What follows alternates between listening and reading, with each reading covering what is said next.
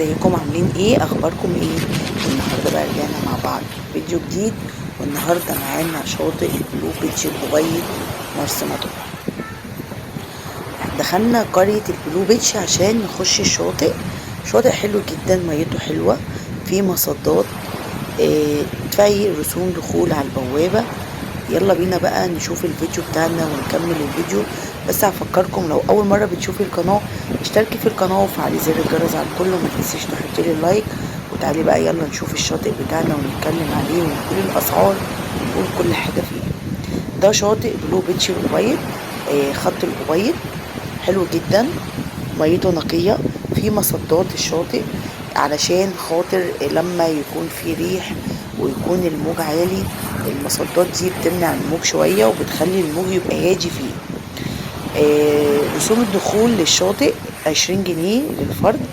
بتدفعي جوه الأربع كراسي والشمسية 150 جنيه. الشاطئ ده فيه ناس بتنزل فيه طبعا، لأن فيه دي قرية فيها شاليهات وفيها شقق. السعر بيبدأ من 1000 جنيه اليوم في الشقق، مش زي ما ناس كانت بتقول 500 والكلام ده، لأ. اليوم بيبدأ من 1000 جنيه هناك. وطبعا بيبقى قدامك الشاطئ ده، وكمان القرية هناك عاملة خدمات للناس اللي بتنزل هناك، علشان طبعا القرية دي بعيدة عن البلد، فعاملين هناك سوبر ماركت، وفي كمان جوه في مطعم، وفي ناس لو انتي معاكي اكل مثلا كفتة، لحمة، فراخ متبلاهم هم يشوهم لك، او تديهولهم هم يتبلوا ويشوا براحتك زي ما انتي عايزة. في هناك فرن، في هناك بتاع فول وفلافل، في حاجات كتير هناك موجودة. مكان كويس، وكمان الشاطئ كويس، ناس كتير بتروح خصوصا يوم الجمعة. بيبقى فيه الإقبال كتير جدا زي ما انتوا شايفين كده.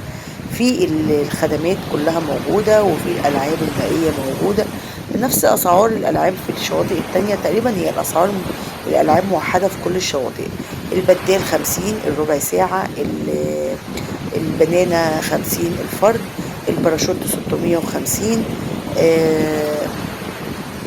الجيت سكي مش عارفة 250 أو 300، مش فاكرة قوي، بس 250 بيتهيألي.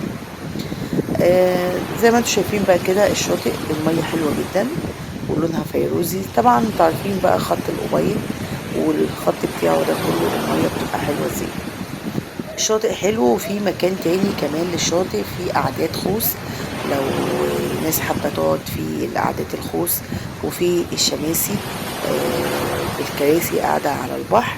بس انا كنت قاعدة في الجنب اللي هو الشماسي والكراسي، ما روحتش الجنب التاني اللي هو بتاع الخوص، يعني بيبقى ده ناحية الشاليهات.